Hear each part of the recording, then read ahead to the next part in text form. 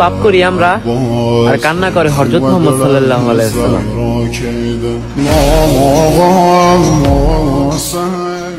একটি দেয়ালে লেখা ছিল, আজ তুমি যদি বিছানা ছেড়ে নামাজে দাঁড়িয়ে যাও, কাল কবর তোমার জন্য বিছানা হয়ে যাবে। সুবহানাল্লাহ।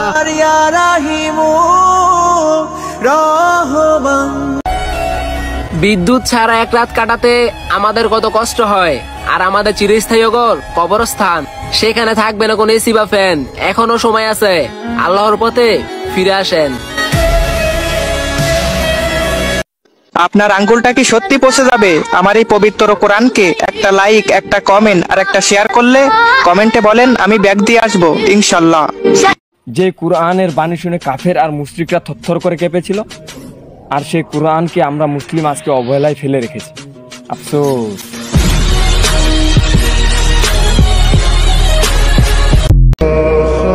নামাজ সব সমস্যার সমাধান, নামাজ সব রোগের প্রধান ওষুধ।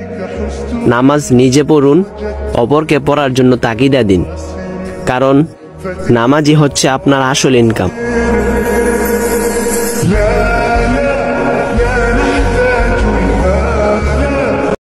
গত রমজান থেকে এই রমজান পর্যন্ত কত মানুষ আল্লাহর ডাকে সাড়া দিয়ে চলে গেছেন, তার মধ্যে আমি আর আপনি বেঁচে আছি। অনেক অনেক শুকরিয়া, আলহামদুলিল্লাহ। আসসালামু আলাইকুম ভাই। ভাই বাঁচবো আর কয়দিন, আসুন নামাজ পড়ি প্রতিদিন, মরতে হবে একদিন, নামাজের সওয়াবই থাকবে চিরদিন। ভাই নবী তো বলছেন, যে ব্যক্তি নামাজের দাওয়াত অন্য মানুষের কাছে পৌঁছায় দিবে, আমি নবীও তাকে জান্নাতে পৌঁছায় দিব। সুবহানাল্লাহ। বিশ্ব রেকর্ড কে তিনি, যে জীবনে একটাও মিথ্যা কথা বলে নাই, আর আজকের কমেন্ট বক্সে শুধু তার ভক্তদেরকেই দেখতে চাই।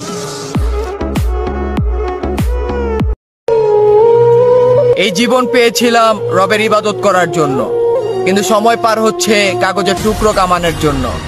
না কাফনে রয়েছে পকেট, না কবরে আছে আলমারি। আর আশ্চর্যের ব্যাপার এটা যে মৃত্যুর ফেরেশতা ঘুষও নেয় না। মসজিদে যখন ঢুকবেন ডান পা দিয়ে ঢুকবেন, আর দোয়া পড়বেন, আউযু বিল্লাহিল আযীম ওয়া বিওয়াজহিল কারীম ওয়া সুলতানিহিল কদীম মিনাশ শাইতানির রাজীম। বিষ্ণু ইসা ইসলাম বললেন, যে ব্যক্তি মসজিদে ঢোকার সময় এই দোয়াটা পড়বে, শয়তান আফসোস শুরু করে, সে বলে, হায় হায়, আজকের দিনের জন্য, সারা দিনের জন্য তো তুই আমার ওয়াসওয়াসা থেকে বেঁচে। আমার সবচেয়ে বড় পরিচয়, আমি মুসলিম। দেশ দেশের মানুষ বুঝি না, আমার ধর্মে আঘাত আসলে কাউকে ছাড় দেওয়া হবে না।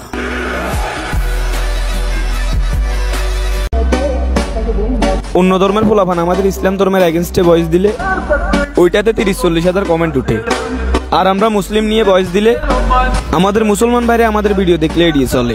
আজকে দেখবো আমাদের মুসলমান ভাই বোনরা এই ভিডিওতে কতবার আল্লাহু আকবার করে কমেন্ট করতে পারে।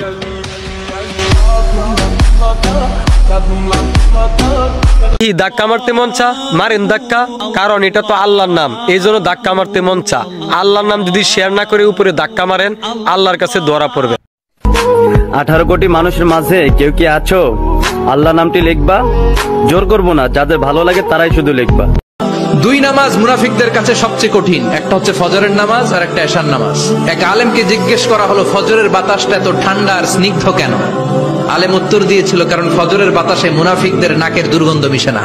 ফজরের বাতাসটা স্নিগ্ধ, ফজরের সময় আল্লাহওয়ালাদের আনাগোনা, মুসল্লিদের আনাগোনা, ইসলামের পক্ষের শক্তির আনাগোনা। চিল্লায় বলেন ঠিক কিনা?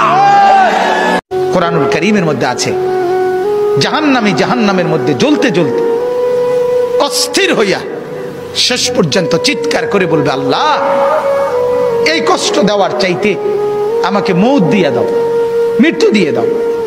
আল্লাহ বলবে, লা ইউখদা আলাইহিম ফায়ামুতু। না রে বান্দা, এখানে মৃত্যুর কোনো ফয়সালা নাই, এখানে মৃত্যুর কোনো সিদ্ধান্ত নাই, তোমাকে এভাবেই জাহান্নামের আযাব ভোগ করতে হবে। হৃদয়কে উজালা করে দাও, দূর করে জ্বালা, এই মন যেন তোমার প্রেমে থাকে যে উতলা। আল্লাহ আল্লাহ আল্লাহ আল্লাহ। যারা আল্লাহর উপর ভরসা করতে জানে, তাদের শেষটা কখনো দুঃখের হয় না। এই নতুন বছরটা আমরা যেন বেশি বেশি আল্লাহর শুকরিয়া দিয়ে নতুন বছরটাকে সমৃদ্ধ করতে পারি, বেশি বেশি যেন আল্লাহর ইবাদত করতে পারি। নতুন বছরে আমরা শপথ নেই, আমরা যেন অন্তরে হিংসা লালন না করি, বিদ্বেষ লালন না করি, আমরা নিজেরা যেন কাদা ছড়াছড়ি না করি, আমরা যেন মিলেমিশে একসাথে একাকার হয়ে যাই। আল্লাহ তুমি কবুল করো, আমরা পড়ি আমিন। বিশ্বনবী বলবেন, আল্লাহ ওই স্পেশাল দোয়াটা দুনিয়াতে করি নাই, আজকে আমি তোমার দরবারে দাঁড়িয়ে কিয়ামতের দিন ওই দোয়াটা করছি। আল্লাহ, আমার যে উম্মতের হৃদয়ে যাররা পরিমাণ ঈমান আছে, আমার একটা উম্মতকেও তুমি জাহান্নামে ঢুকাতে পারবা না। আল্লাহ কাউকে নিরাশ করেন না, আল্লাহর উপরে ভরসা রাখো, তোমার সকল ইচ্ছা একদিন আল্লাহ পূরণ করে দিবেন ইনশাআল্লাহ।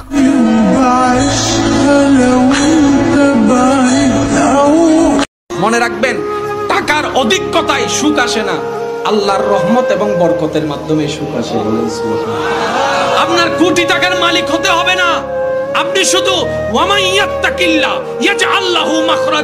আপনার অন্তরে নবীর প্রেমটা নিয়ে আল্লাহর উপর তাওয়াক্কুল করতে থাকেন, আপনাকে আপনার রব এমন ভাবে দান করবেন আপনি রাখার জায়গাও পেবেন না। বলেন না সুবহানাল্লাহ। আমাদের কি ভাগ্য, তাই না? আমরা আল্লাহর কাছে না চাইতে আমাদেরকে মুসলিম ঘরে জন্মগ্রহণ করিয়েছেন, আলহামদুলিল্লাহ বলবেন না? যদি কাঁদতে হয় দুনিয়ার কারো জন্য নয়, আল্লাহর জন্য কাঁদো। কেননা কেউ তোমার চোখের পানির মূল্য দেবে না, কিন্তু যদি আল্লাহর জন্য কাঁদো তাহলে তোমার চোখের পানি বৃথা যাবে না ইনশাআল্লাহ। নামাজকে মূল্য দাও। হয়তো জীবনে এক সময় আসবে যখন তুমি নামাজ পড়তে চাইবে কিন্তু তোমার শক্তি থাকবে না। মিথ্যা বলা নিষেধ। ইসলামের জন্য কে কে মরতে রাজি আছেন কমেন্টে বলে যান তো।